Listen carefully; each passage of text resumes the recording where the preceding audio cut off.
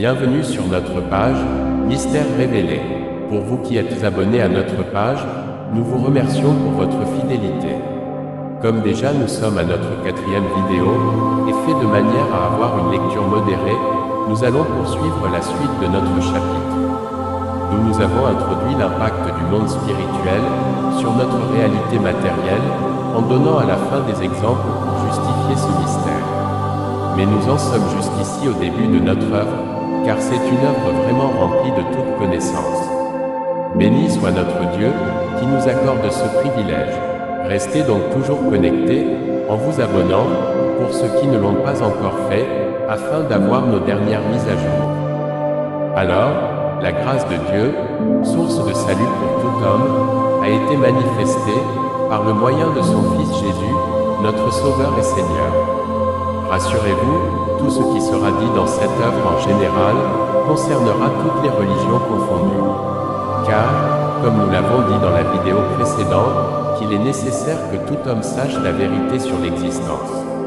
Tout ne peut pas être de la même nature, car cela ne prouverait pas l'étendue de la puissance de Dieu. Et tout ne peut pas avoir la même fonction, car cela ne justifierait pas le dynamisme de la création.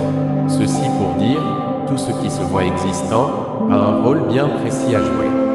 Or, l'existence est soumise à une loi qui en est divine. Nous ne dirons plus les lois spirituelles, car tout est spirituel. Nous dirons dorénavant les lois divines, car cela reflète la volonté ultime de notre Créateur Dieu sur le spirituel en général. Or, le spirituel est divisé en 3 parties. Premièrement, nous avons la partie standard, partie spirituelle se caractérisant par une norme universelle et dictée par son essence, Dieu, d'où nous parlons globalement de l'esprit, parole. Deuxièmement, nous avons la partie logistique, partie spirituelle qui, à cause de la 3e partie, qui est opérative, interprète la première partie, pour que la dernière justifie la standardise de la première, par la réalisation matérielle. Et ce qui nous rappelle directement cet ensemble, esprit, âme et corps.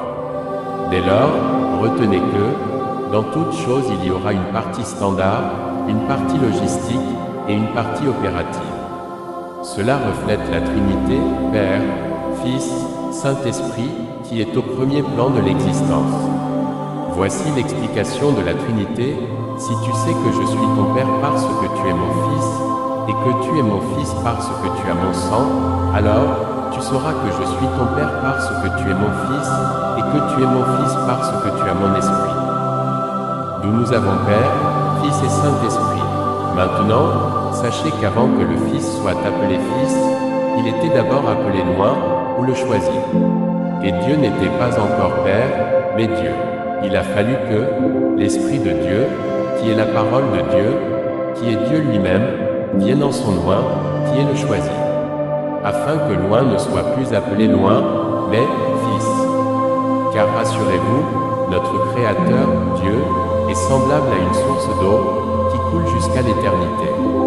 Et chacun vient boire de cette eau pour trouver vie en elle. Car cette eau, qui est sa parole, est esprit et vie. Voilà pourquoi Jésus-Christ a dit, les paroles que je vous dis sont esprit et vie.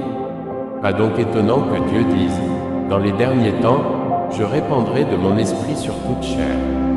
Vos fils et vos filles prophétiseront, vos jeunes gens auront des visions, et vos vieillards, des songes.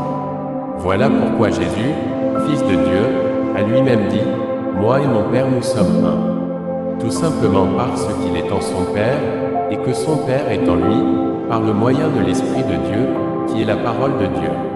Et cela n'est pas encore étonnant lorsqu'il a dit au travers de son serviteur Paul que, tous ceux qui sont guidés par l'Esprit de Dieu, sont fils de Dieu. Et si dans les écrits bibliques, nous avons Père, Fils et Saint-Esprit, et que l'Esprit Saint est précisé, c'est tout simplement pour nous faire savoir que, si loin est Fils, et Dieu est Père, c'est par le moyen de l'Esprit Saint, qui est la parole de Dieu. À titre de rappel, l'Esprit se caractérise par la parole, l'âme par l'ordonnance, et le corps par l'essence. D'où dans le royaume des cieux, notre Créateur, Dieu, représente l'Esprit, son Fils Jésus, représente l'âme, et le corps représente les anges. Car si le corps se caractérise par les sens, d'où chaque sens se caractérise par sa fonction, alors, les anges qui sont le corps de Dieu ont des fonctions. D'où nous avons l'ange de guérison, l'ange du salut, l'ange de bataille, etc. Et sans oublier les archanges, qui sont la tête des groupes d'anges de lumière. Un petit exemple pour justifier l'explication de la Trinité. Ton enfant que tu as, tu sais qu'il en est, car il a ton sang. Donc l'ordonnance que tu as est en lui. De même que la parole qui est en Dieu est en son Fils Jésus et ses futurs fils. Quand je parle, futurs fils, je dis tout simplement ceux qui vont accepter de marcher selon la parole de Dieu, qui est l'Esprit de Dieu, et non selon l'ordonnance de l'âme, qui est l'héritage des parents, et des grands-parents, et des ancêtres. Dans une autre vidéo, je vous détaillerai cela plus précisément. Alors, mes frères et sœurs, c'est tout pour aujourd'hui. Et surtout n'oubliez pas de vous abonner, et de partager. Restez toujours connectés, encore des mystères à révéler. Que Dieu vous bénisse.